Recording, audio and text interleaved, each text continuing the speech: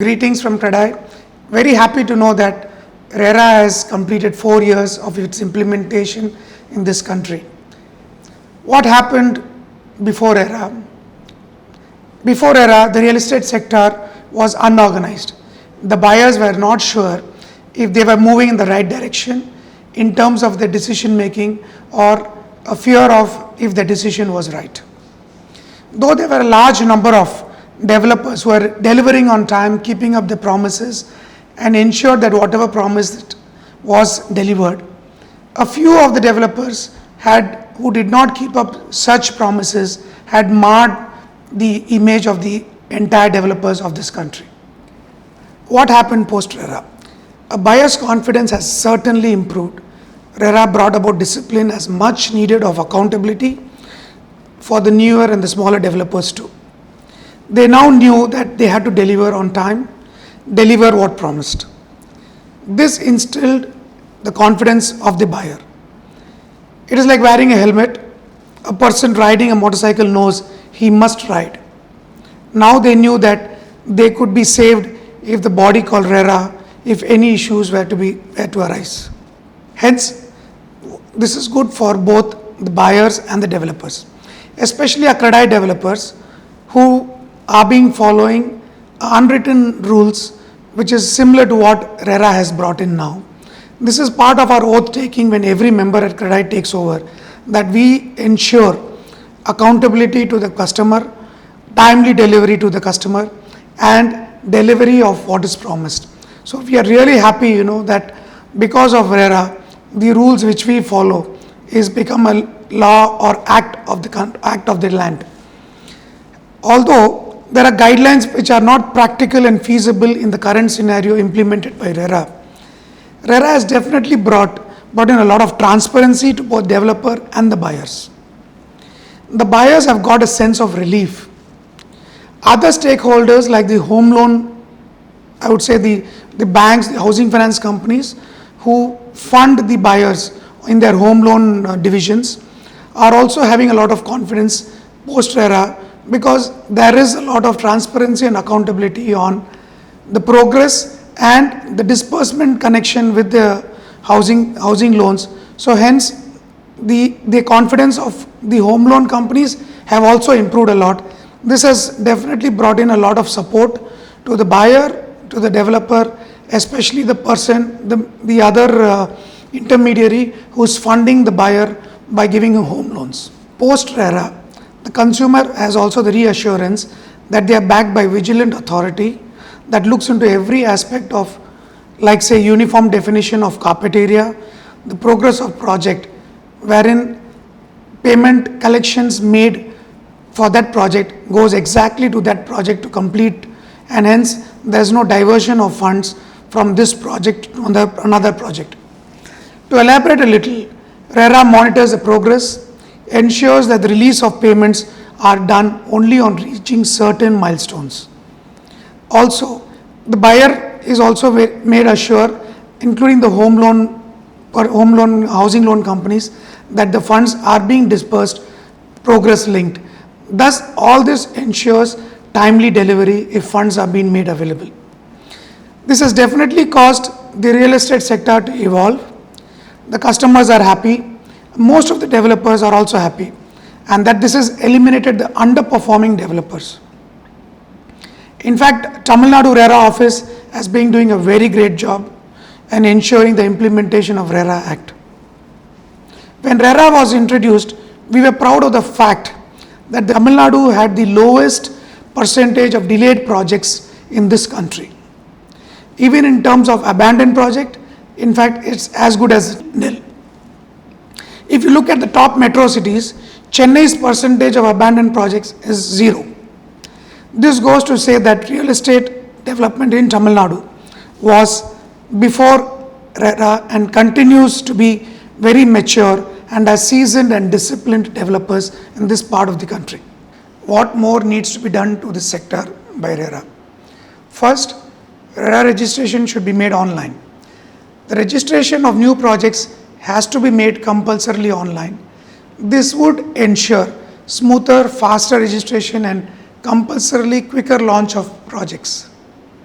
The premise of this proposal being that the approval process is already thoroughly scrutinized by the approving authorities, that is the plan approving authorities. Hence, the extensive documentation and the registration process ought to be simplified and especially made digital, that is online, thereby speeding up the much needed resumption of business. Very importantly, because RERA is more the motto and the highlight of RERA is to ensure timely delivery and deliver what is promised. So this would be taken care if online registration is started immediately. Why should we be responsible on delay of handing over of a project when the service provider is not providing the service on time? As RERA is meant to solve the issues for the buyer or the developers, it is highly unfair when a developer is penalized and caused by factors that are entirely out of his control. For example, if the building is ready, completed fully, and the power connection is not being provided, in our case, the entire country, it is being provided by the government. And for those reasons, we the developers are being penalized. I think it's time that RERA pulls up also those authorities who are responsible in providing the services, because for no reason the developer is being black marked saying that we have not able to complete the project, and then because of the power connection not given, or it could be a water connection or any such service to be provided by the government. In fact, we are being penalized financially also. So I think RERA must step in both to provide such necessary service connections immediately, as RERA is meant for both the developer and the buyer. I also think that is ambiguous in RERA that just as a developer is held accountable on timely delivery, even if it is beyond its control, I think it is imperative that the stakeholder must also be held responsible by RERA. Increase in charges by the service provider or also increase in basic material cost. World over, when RERA is implemented or was implemented in countries, new countries or the developed countries like Dubai and Singapore, the government is also part of RERA, or the service provider in case if it's the government, they are also part of the entire RERA Act. Let us say when we start a project, the government charges and the fees for the electricity or water charges or various such deposits, connections are budgeted accordingly and conveyed to the customers what the charges are. However, recently, in last 1.5 years, we have seen that the government has increased the charges from drastically from 200% to up to 500%. This is phenomenal. RERA prohibits us from charging anything further to the customer, and this has to be borne fully by us. This is a highly unfair scenario. Our suggestion is either we must be allowed to charge the new rates to the consumers, and if RERA cannot allow us to do that, RERA must bring in accountability to the service provider, and again in our case it is mostly the government, to ensure either those who have been registered with RERA, the old charges continues, or allow us to charge from the new charges from the customers. This is what is happening world over, whether it is Dubai, Singapore, and some of the Australia or any other new countries where RERA has been implemented. So this has to be something which could be, at a level playing field, and not just that the developer community has to take the entire brunt. The developers face a lot of challenges. Let's take another challenge: the rise and sudden non-availability of basic construction materials. Can you tell us how we can really perform in those scenarios? If RERA cannot control the price increase in basic raw materials like steel, cement, sand and copper, then there should be a provision.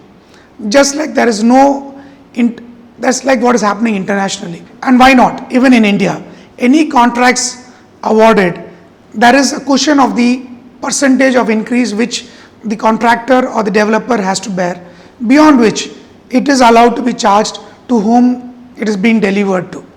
For example, let us take the present scenario. Do you know cement and steel in 2020 have risen by 40 to 50%? Can anybody just imagine this? And this entire rise in price has to be borne by the developer. Tell me, how is it ever possible? The cement and steel lobbies often allege that this is a very small portion of the project and the developers sell at a higher price. My God.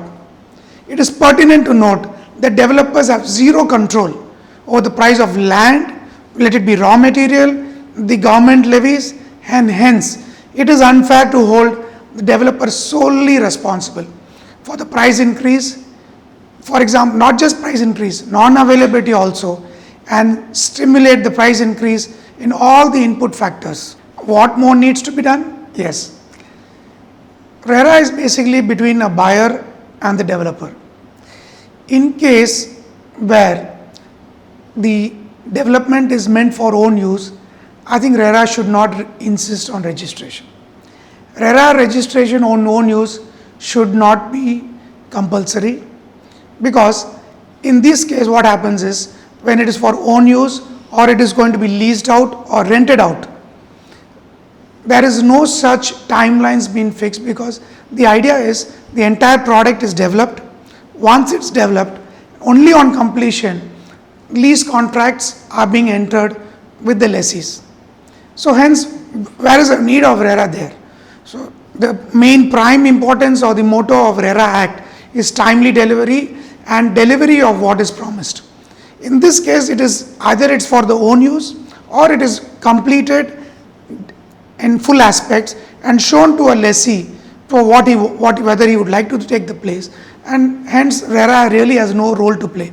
So this particular option or this particular rule should not be available under the RERA Act, because it is definitely creating a lot of confusion, and this could also increase a lot of unnecessary litigation and misunderstanding between the lessor and the lessee.